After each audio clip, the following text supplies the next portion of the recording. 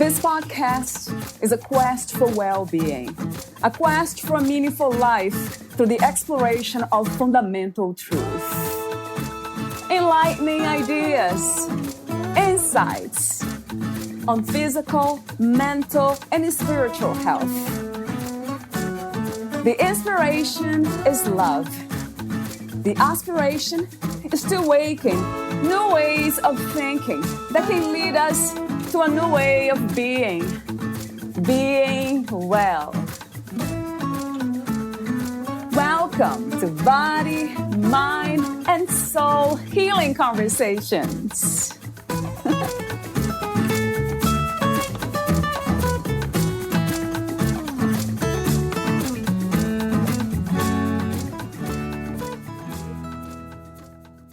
We have always felt a strong connection to the land, feeling the pulse of Earth's heartbeat beneath our bare feet, grounding and strengthening us. She is our mother, and we honor her. Her divine blueprint is a macrocosm of our own human blueprint. Valeria interviews Kenzie Ann Rhodes. She is the author of A Portal to Earth Energy, The Path of the Gridworker, Earth Energy Healing, The Path of the Gridworker, and many other books. Kenzie is a gridwork facilitator, energy healer, and Doctor of Divinity. Kenzie lives in Western Massachusetts on family land, surrounded by her pets and her close-knit immediate family members. Her 3 little pigs feature in her Crystal Grid Fairies Mission Series books. In 2021, she walked away from her old life in the Matrix to embark upon a brand new, divinely inspired journey, which began with reclaiming her original birthright political status as an Article 4, Section 2A citizen under public law, expatriating from corporate 14th Amendment citizenship under Statute. She has been writing, teaching, practicing, and growing ever since. Her first book, A Portal to Earth Energy, grew out of her doctoral dissertation into a full-length volume and has been expanding ever since into the Crystal Grid Fairies community. Every word and every drawing is 100% organic and human-created, and always will be. She does not consent to any corruption from artificial intelligence technologies. Meet Kenzie at crystalgridearthenergyhealing.com. Here's the interview with Kenzie Ann Rhodes.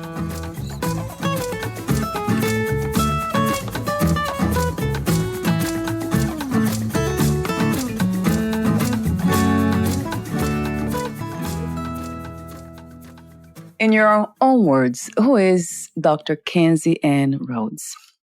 Well, thank you for asking. I am a Doctor of Divinity with degree from the University of Metaphysical Sciences.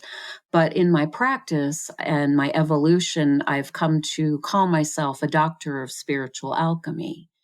And I'm a teacher. I'm a published author of now 10 books. I'm an earth energy healer, and I'm a QHHT practitioner and a regression hypnotist. And I always say that my superpowers are creativity, compassion, and gratitude. And so that's pretty much who I am as far as technically. I do have lots of different energy healing modalities that I have spent many years acquiring, and I integrate many of them through my work as I go along. So I guess the question that comes to mind now is, how did you become interested in doing what you have been doing for so long? Well, it's an interesting story, and I'm sure everyone has an interesting story, but I was actually really solidly in the matrix up until the COVID era. And I was a middle manager for a state agency. And up until that point, I thought we were doing a great job. But then when COVID came along and my higher self began nudging me, and I really, started to, my discernment really came online, I would say, throughout 2020 and into 2021. And I began realizing that I was witnessing, people running around in fear, and that the fear was destroying all of their their connection to, what the mission that we were supposed to be doing as a state agency. And I worked for Child Protective Services. I was an admin. I was a regional administrative manager. So I didn't do field work, but, I supported and felt that we were looking out for children's best interests. And in the course of the COVID response, I realized that actually wasn't true. And then as my awakening continued, I discovered the citizenship fraud, that's been going on. And this is kind of a rabbit hole to go down, but serve to say that American history, that's as it's been taught to us for generations, is really a lie. And I discovered that, and I did a deep dive. And in the course of that action, I realized that I didn't want to be a corporate citizen. So I expatriated and became a Massachusetts state national. And that step into sovereignty really kickstarted a lot of my evolution. Very soon after that, I lost my job because I refused to comply with medical tyranny, which is what ended up happening. All of the state agencies were being demanded that as a condition of employment, you were going to take shots and put on muzzles and all of that, all of these self-harming things, which there's no way I would do that. So I walked away at the end of 2021, and that was basically my whole identity collapsed at that point. So after that, I began massively engaging in healing. I discovered energy healing. I discovered crystals soon after. And then I began doing grid working. And once the first physical crystal grid went into the ground up at Mount Monadnock in October of 2021, everything started to happen. I began having all kinds of crazy dreams. I received information from my higher self, and a clear communication began to come through, and my intuition really, really exploded. I received information that I'm a guardian of the blue flame, and that my work on Earth is very connected to healing Earth's grid, because the blue flame is the first ray of emanation of creation. So it's one of the very powerful, very organic frequencies of creation. And what it does is it transmutes darkness into light. And so its purpose is in restoring to the original organic flow, which is nature, which is God here on Earth. And so, everything just continued to evolve from that point on. And I moved into hypnosis, became certified through Mind Valley and Paul McKenna, who's a world-renowned hypnotist. I became certified with his program. And then I moved into the Jehovian Seals and the Draco Seals clearing. And then I came to QHHT, quantum healing hypnosis technique, which is what Dolores Cannon perfected in her 45-year-long career. So it's been, all of these things coming together. And now I'm at the place of where I'm creating my own regression hypnosis and, demoing it with volunteers. I have a nice group of volunteers, and it's very, very effective. And so, I'm just so excited to continue to explore and try new things and move into these, these new technologies, and just continue to expand and get to as many people as possible to help them. And so that's been my spiritual journey in a nutshell. And so if you think about it, it's been really pretty accelerated. Yes, it's a rich one. It's a beautiful one, though. And I see you being open is really important. I know I used to call it trust, parts of me, trusting the higher self or life itself. But it's really something that it feels very natural these days to me, as being life itself. It's almost like we are invited to consciously dance to this dance of life, to support itself in every way. That's what it feels like. So going back, wow, you said so many things, and I have made notes here. The idea of the higher self, for those who don't understand, it might sound abstract for some people, even when I say, we are life itself. What does it mean? Or God, or essence. But from your perspective and from your lens, Kenzie, how would you describe the higher self? Well, Dolores Cannon liked to refer to it as the subconscious. And what it's actually doing is it's tapping into, the cosmic field of energy where we are all connected. You can call it unity consciousness. You can call it essentially, our connection with spirit and soul.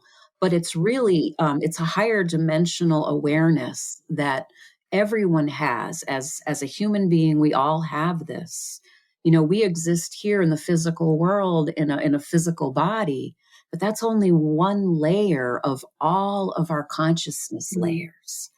And so, your audience, I imagine that they have familiarity with the whole idea of the chakras, or perhaps the meridians, which are the energy channels through, which flow through the body, and they literally keep us plugged into these higher dimensional layers of consciousness. And so the higher self is really talking about all of these higher layers of consciousness that connect us with each other and with the all and with source.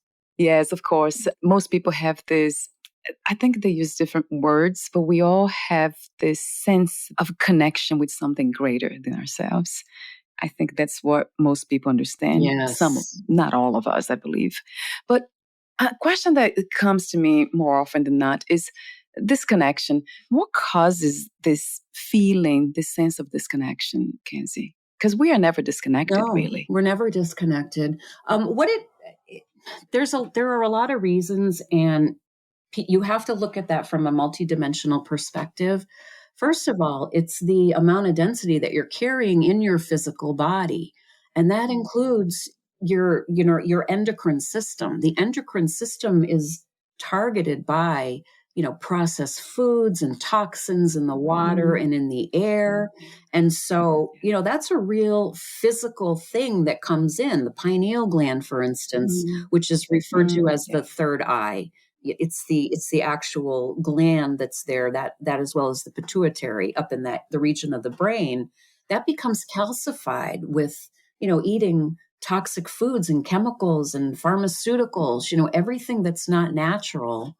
It can pile up essentially and calcify. And the pineal gland is the seat through which the higher level awareness can come in and flow into your physical conscious awareness, like being tapped into your gifts, your spiritual gifts, the clairs, intuition. All of those things are coming in through the pineal. And if that's calcified physically, then you're going to have a hard time receiving the guidance that's coming in. But that's not the only thing. There are also blockages that are created by emotional densities that we hold in our various levels of body. The physical body is a vessel that remembers. It has soul memory. So when you are reborn and you reincarnate, you carry forth things that you have been holding in your previous incarnations, and the memories exist in your physical body. And so, for instance, in my work regarding regression hypnotherapy, and especially QHHT, that's a huge factor that comes into play with people that seek the kind of help that sort of energy work can provide. It's to recognize and bring these memories of why there are physical and emotional problems that are affecting people in this life, to bring that forward from prior lives into your conscious awareness, and to allow your higher self to help you to release that. And so it's all, there's many reasons. It's never just one reason. Different people have different issues, and it all comes out in, based on your soul contract, based on you and your individual life. You know what I mean? Yes. Yeah. Wow. That's another topic in itself. Sure is. A fascinating one to me. Soul contracts. Wow. So physical and emotional blocks. And of course, because you just mentioned that the physical body actually, it's holding some of those memories of past lives as well. So how fascinating. Is that the reason why you do hypnosis, regression hypnosis, or? It's definitely one of the reasons. When I first began learning hypnosis, the main reason, what I was being guided to pursue that and to learn it was because I was looking around more from a kind of like the Matrix, normal, what's considered mainstream consciousness perspective. But I was looking at all of the intense trauma and the PTSD that the population was carrying as a result of this, the COVID era, which is just one way of calling it, especially children. And I was thinking, what can I do to help? I'm sitting here and I need to find a way where I can be effective to help people, because I see just really, really tremendous, deep trauma and grief that's being exacerbated. And there's really no attention being paid to that through these mainstream systems, like the education system and the allopathic medical system, and even the recognition in government. When you become awake, you start to see all the places where we have been disempowered, where we have given up our authority to something outside of us. And with it comes this baggage. And, trauma is a real thing. And COVID really did a number on people. And so that was my primary reason. But in the course of my learning and my exploration and actually doing this work, I've come to realize that, that's really important to explore prior memories from past lives, and also from, we are multidimensional beings. We have simultaneously occurring lives in, not even in the past, present, and future. And so a lot of times in the work of the regression hypnosis, your higher self as the client is going to bring you to whatever memory, whatever timeline, whatever incarnation is going to help you the most with, the questions and the challenges that you're experiencing. So it's such an enormous potential. And it's really amazing. The work is amazing. A year ago, I wouldn't have even known this, but it's just been such an accelerated journey, like I said. Yes, and thank you for being open to it. I love the way you say that, being guided. I think you said twice throughout the conversation already. Being guided. I love that. There's something about surrendering to what is. I know this sounds like a cliche again from spiritual teachings, but there's something about presence, what is here in this placeless, timeless here now. That is, it feels very much like a gift to me every time I kind of get to be here present. So there's no fear, no memories, nothing is here anymore. Kind of everything vanishes and just this gift stays here. It's just so beautiful. And then you mentioned grief. I have never experienced grief. Not from losing somebody, but of course, trauma, my childhood trauma, not having loving parents. Felt like I never had parents at all in this lifetime. So that was a long journey of grieving for me, and a lot of fear in this connection. But then also what comes to me when I think about losing things, losing ideas, concepts that we used to hold on to as belief systems, there's a sense of grief there. But I do believe, Kenzie, that what causes the most issue when it comes to us here in this human experience, it is the belief that we are only the body and the mind too. And you've been saying that we are multidimensional. We don't exist only here. And it's very clear to me that as an experience even. But for most people, it's not the case. And then they are just mired in fear most of the time, afraid to lose the body, afraid to lose their minds. And there's so much fear. And that, to me, that's the foundation of that sense of disconnection and a lot of disharmony that we see in this reality. I agree with you. And it is said that there, in our polarized world that is this earth experience, there is love, which is soul, or there is fear, which is ego. And everything else is on the spectrum that flows between them. And so there is a lot to be said for that. Very, very, Very well put. Yeah, that's what resonates with me the most from that big picture, of course. I would love to talk to you for a moment about the topic of soul contracts. I guess for me, every time I hear about this idea, the question is, can we break contracts while we are here consciously, become conscious about the contracts and then break them and then free ourselves from them? Is that possible? We absolutely can. And in QHHT, that's always a question that I ask the higher self, because a lot of times we find that we're carrying forward agreements that we made from prior lives, which are really not relevant to this life. And in many cases, they're harming us. And it's not just contracts, but kind of very much related to it, also vows that we may have taken. For instance, vows of humility, which how does that manifest? Well, it can manifest that you hide your light under a barrel. You're afraid to express yourself and to be your true self. And a lot of people have that. That's actually at the root of a lot of issues that people have with achieving success and actually stepping forth boldly to step into their divine birthright, whatever that might be. You know what I mean? So that's definitely real. Yes. And it is something that QHHT and past life regression will uncover for certain. But that's not the only way that you can discover that. With some deep self-reflection or, other types of energy healing, you can explore those questions and find the answers. And then once it, again, like you referenced before, once it becomes conscious, then you can release it.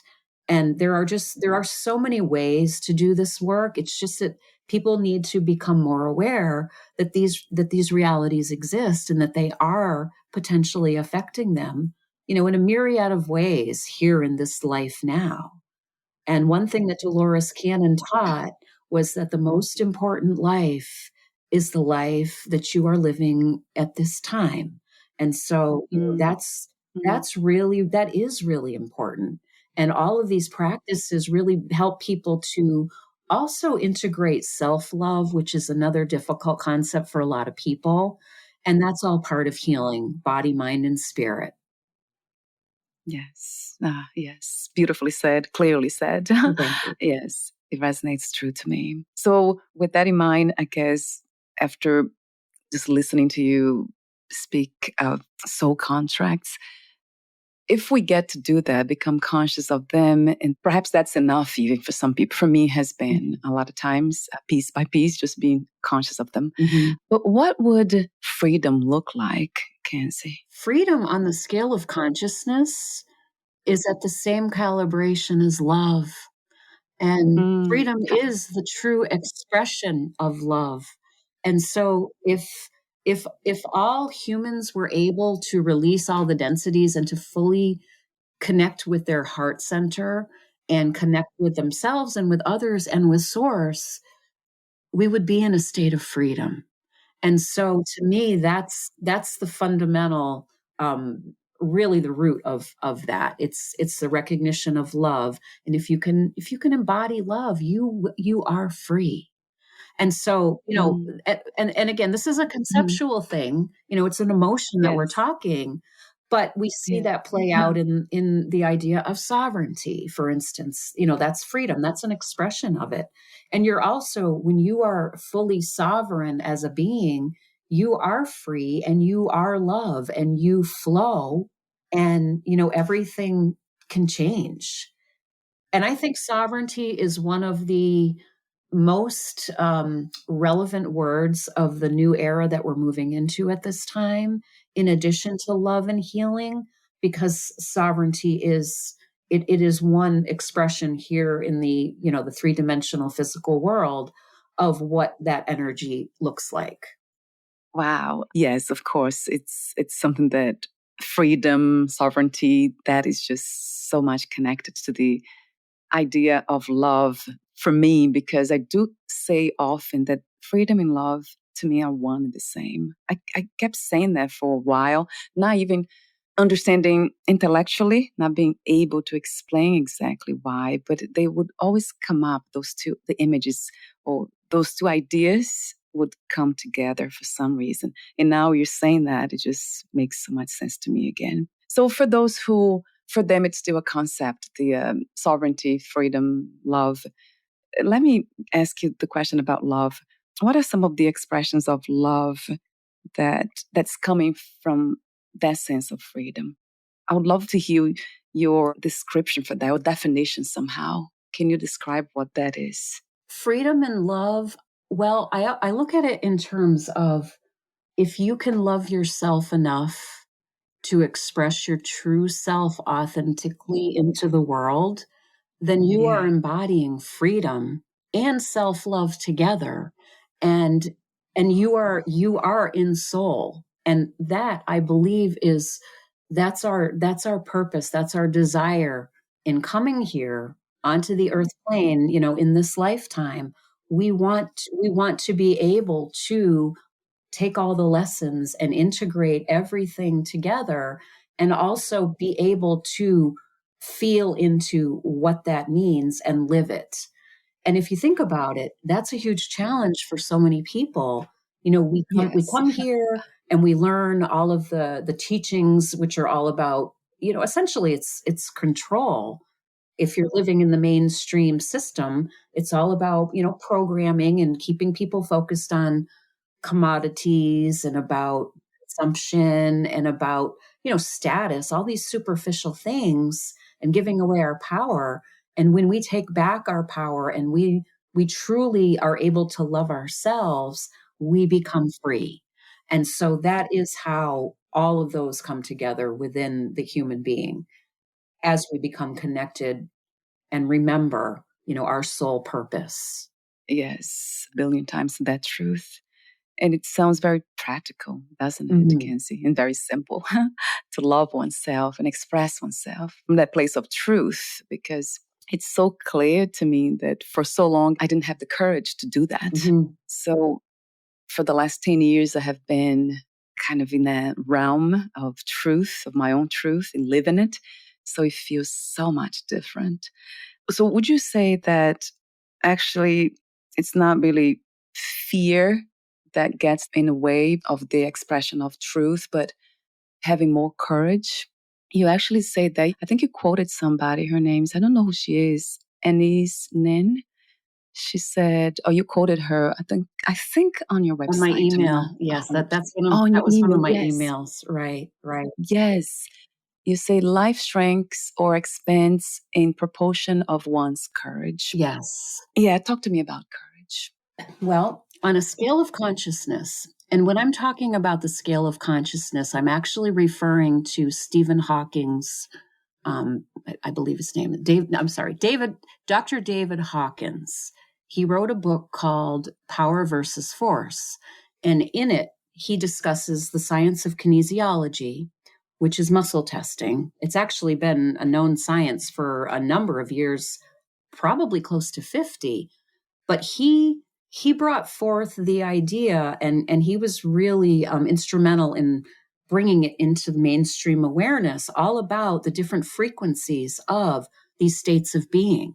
And so on the scale of consciousness, we have it at zero, which is essentially death, not life. But at a scale of consciousness that's 10, that's where you find apathy. And then as you move up, you find fear and grief and anger. And then you get to courage, which is a 200 on the scale. Now, from 200 all the way up to 1,000, which is enlightenment, we find within that range the much more enlightened and higher level, higher frequency consciousnesses, such as love and gratitude and peace and truth. And then, you're coming up to Christ consciousness, which is embodied in, the historical figures like Jesus Christ, like Buddha, and so forth.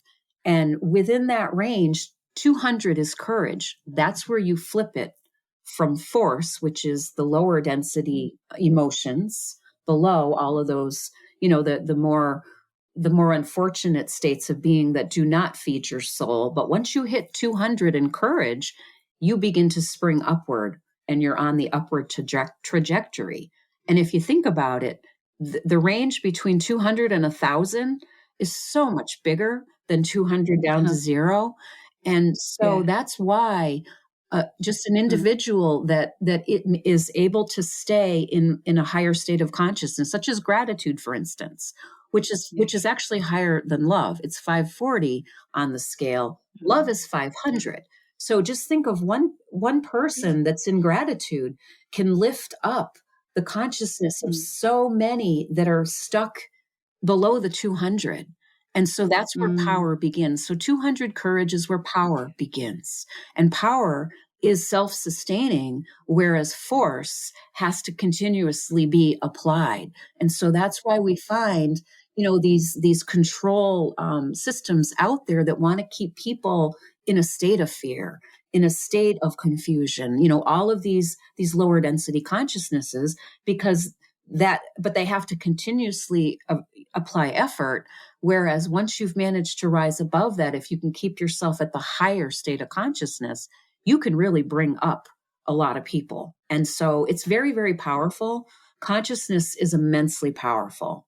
And courage is really, that's where the dial flips and you can then escape. It's kind of like the event horizon, or if that's the right term, when you reach that and then you break out of it and then you can rise. And so courage is really, really, really important. That's where you begin to actually feel empowered. Yes. And you mentioned that in off record today, where you said the word powerful and then empowerment, doing all this work that you're doing.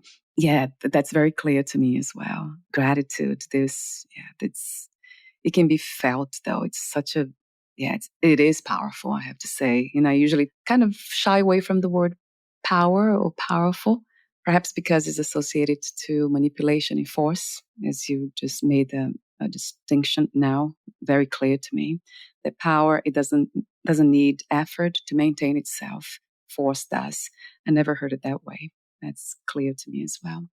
So the other quote that you mentioned in your email has to do with that. I believe you quoted somebody called Cisco Weller, his name is. A system under mind control cannot free itself. So that's a little bit more of a concrete quote. And I actually use that on my website. Cisco Wheeler is someone who is a survivor of ritual abuse and mind control programming. And so she has brought a lot of information forward into the healing community to allow people to recognize that this is an actual thing that has been going on, and to also call attention to the need for the recognition of this and for healing, because it's very true. And all we need to do is look at what's been going on, during the COVID era, and my own experience of my coworkers who were so controlled by fear that they could not see any reality or even, step back into, all right, this is why we're here. They were not able, they were clearly under mind control, and it was all being created by fear. And so I believe that is very true.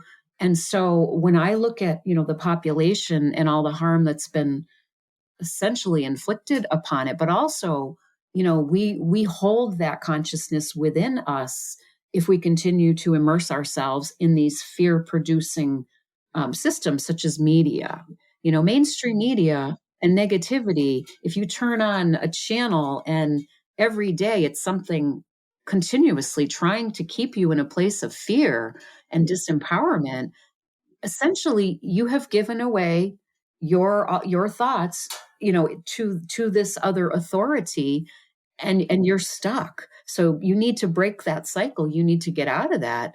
And I look upon that as a state of mind control. Absolutely. And that's another one of the beauties of hypnosis related work.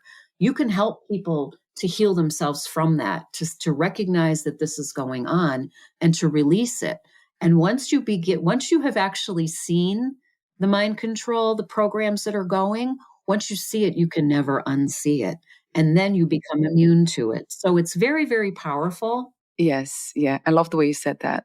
Once we learn to recognize it, then we can't really go back. We can return the way to see things the way we used to see it. I guess one of the reasons I tried not to dwell too long into this reality of fear-based kind of imposed actions and also the violence and all that that's happening even now with the wars and all. I guess because it feels to me that it's almost giving attention or fuel to that kind of energy. So I usually don't talk about it as much. Some of my guests, they do get political here and they mention all the what's happened, the control and all the manipulation. For me, there's something in me that doesn't really feel attracted to it in the sense of engaging conversations or watching anything about it or reading it. So I wonder if that is something healthy. Do you actually suggest that we don't expose ourselves to this kind of information at all times?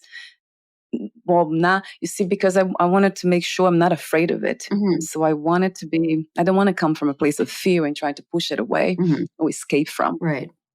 But how do we balance that, Kenzie, in a sense?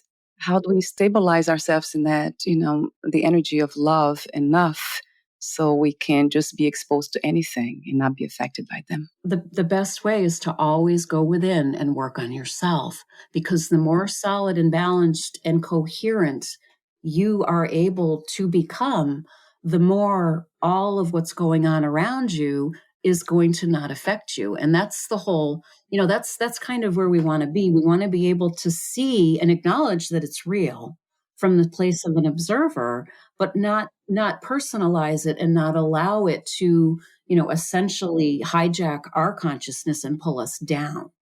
But we also have to honor, like I know, and it all depends on where each individual person is in their own development. For some people, they can't, they're in a place where they can't let that in because they know that it will affect them. They know that it will drag them down. And so for those people, I say that fine, don't contaminate, your field, but go within and strengthen it so that you are not going to be affected by that. Because this is the other thing, as darkness is all being revealed, it's always been there. But now it's coming out, it's coming into the light so that it can be transformed and we can let it go. If something is hidden, think about it like like poison. If you don't see it, you can't, how can you heal it? And so it's necessary. And it's also necessary to hold space and honor the people who have suffered as a result of these things, but by not being in denial. And you do give them honor, but it really does come down to where you are and what you can handle. Now for me, because I am a blue ray, I my energy, my auric field is very strongly tapped into the blue flame, which is all about transmuting the darkness. And so my whole life experiences, I've always found, situations where I'm taking in all of these emotions that are heavy and dense so that I can help to transmute them and release them on behalf of the collective. So for me, that's something that that I really, that's part of my journey, but it's not in everyone's contract. And so it all depends on where you are and what you can handle. But we also have to acknowledge others. And we also have an opportunity to say, I don't consent to that. And that's another part of sovereignty where you see the contrast, and I don't want this. And so then that way you can step into your power and say, but I do want this, which is different. Do you see what I'm saying? Yes. Yes. Yes. Yes, I can clearly see that. Yes. And I was just kind of visualizing situations in my life, or one specific that triggers violence. If I see anyone abusing a child or an animal, then it's so, because it has been my own experience here too in this lifetime of being abused. So it's so it doesn't feel good. Mm-mm. But I try not to push that away to the feelings, because as you said, the more we push away and try to not see it, then we can't really transform it. So, but that's a tough one. It is. to right to Yeah. see that, and we feel so is that feeling of it's not disempowerment. Well, it feels that way too, but it's more than that. It's powerlessness. But you just mentioned about power. Power doesn't need effort when it's coming from freedom. I think it's a longing, Kenzie, to see this shared reality in harmony. I guess that's what comes into play. And then the feelings there's something in me that's trying to change that reality. And then he knows that it can't. It's not something that I'm here to do, perhaps. So I love the way you talk about your own contract, about being an alchemist. You don't want to break that one, that's for sure. Right. There's a breaking contracts here. Yeah, I have a question. I know we're almost at the end, but gosh, I have too many questions here for you. You have written so many books. If there is one that you would suggest the audience or myself to purchase and read to get to know what you do better, which book would that be? Or books, could be more than one, of course. Well, I have a lot of journals, and I have a couple of children's books, and I have some workbooks. And regarding especially gridworking, as a spiritual discipline, I'm very proud of A Portal to Earth Energy, The Path of the Gridworker. That's my favorite book that I wrote. That was my first book really addressing spirituality. And there's also a companion workbook that goes along with it, which gives you practical exercises for spiritual development and also for actually doing grid working and tapping into earth energies, recognizing ley lines, working with crystals, everything that's related to that. But I have other journals. I have a gratitude journal that I created that's it's specific to just gratitude. I've seen lots of other journals that other people have put out there, and they try to put everything, including the kitchen sink, into a tiny book so that you're spending hours journaling. Yes. And just the energy of gratitude is so high level that it's just like, that's all you need right there. And so I think of in terms of what do I want to do? Because I've my entire life, I have created my own, little guides and journals and in my own format. And I just decided in 2023, you know what, I need to put that out there and share it, because maybe others are going to be like me. I'm not the only person, everything, we're all connected. And so therefore, I just thought that would help others. And so the gratitude journal I feel like it's very simple, and it's really empowering. And, they're all on my author page on Amazon. I've recently kind of moved into the Ingram Spark, which is that targets the actual brick and mortar bookstores, and also it goes international. And so a lot of my things are now available there. But, I'm still learning all of that, and I'm still writing. So I just say, check out my author page on Amazon, and you'll see everything. Yes. So I'll have the link on this podcast profile. It will be clickable. So thank you, Kenzie. And for the ending questions, I want to mention your services, though. There are so many of them, and some of them that I'm not familiar with that you mentioned here today as well. So you do a regression hypnosis session, divine feminine, Lemurian regression grid, I believe, or group, I think. I think it's group, right? Yeah. Quantum healing hypnosis technique, Jehovian seal and implant energy clearing. And then you have Irian, I don't know if I pronounced that correct. Irian occult Drago seal energy clearing, seal clearing maintenance. Gosh, so many of them. I have a list here. So this is under your service page. Yes. Yeah, you're laughing. Yeah, I know there's a lot. I can't pronounce a lot of some of them. I can't pronounce them. So yeah, you do. I mean, this is amazing how deep you go into all kinds of healing. It's just beautiful to see. And I want to also mention that you work with your best friend and your sister Doria. Yes. Doria. Yes, indeed. Right, I remember now. Yes. Yes. We actually she and I created a YouTube channel called Sisters of the Grid. And so, just to Yeah. kind of showcase our work. We need to get a lot Yeah. more videos up there because we haven't really done much with it because, we've been so busy running around. But, I'm hoping that 2024, I'll be able to spend more time, really expanding the existing things that I have going on, in addition to, doing the work and serving the people. When I learned the seal clearing, the Jehovian seals and the Aryan occult Draco seals, and what those are those are implants which affect the different layers of the human consciousness field, and they're connected to technologies that are essentially hijacking the Earth's energy lines, because our blueprint, our biofield as a human is the same as the Earth's biofield. We are the same.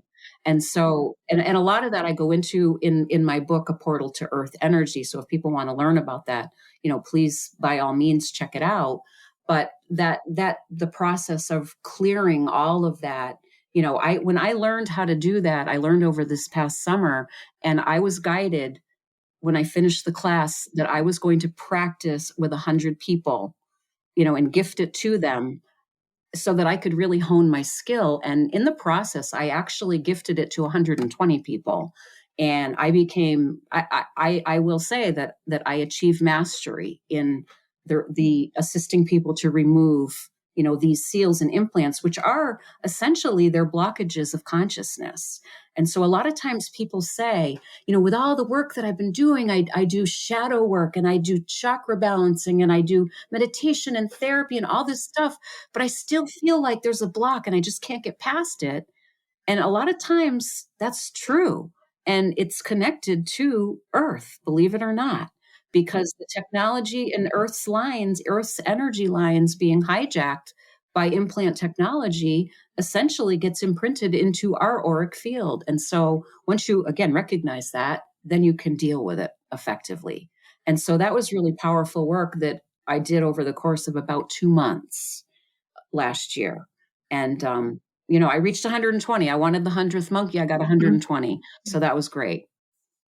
Yeah, close enough and beautiful. Wow, Kenzie. You see, we need more education in this area because we usually don't talk about it, right? Most people don't have these conversations or are not open to it. They just go for conventional knowledge, medicine, and take all the medications and all that, and it doesn't solve the problem. Right. And some people just stop there, and they just leave the body, lose the body that way. So it's wonderful to see people like you bringing this amazing knowledge, to me, true knowledge, into this reality, so we can rise together, right? Because what's the point of just doing it alone? There's something about doing something together, kind of dancing this dance of life together. That's so much more fun. Yes.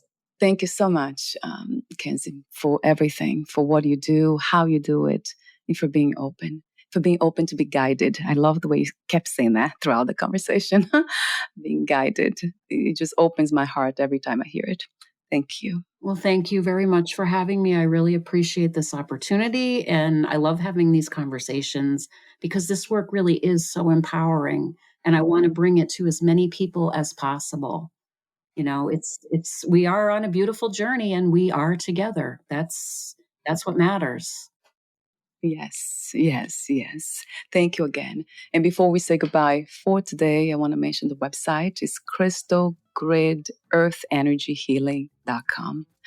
I'll have the link also clickable on the podcast notes, as well with the Amazon author page that has all your books. Thank you so much again for your presence, Kenzie, and we'll talk soon. Thank you. Bye-bye.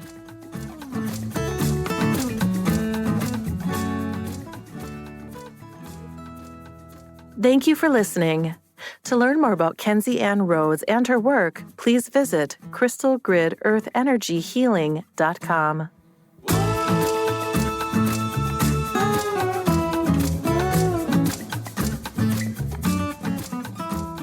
To learn more about this podcast, please visit fitforjoy.org/podcast. Thank you again for listening, and bye for now.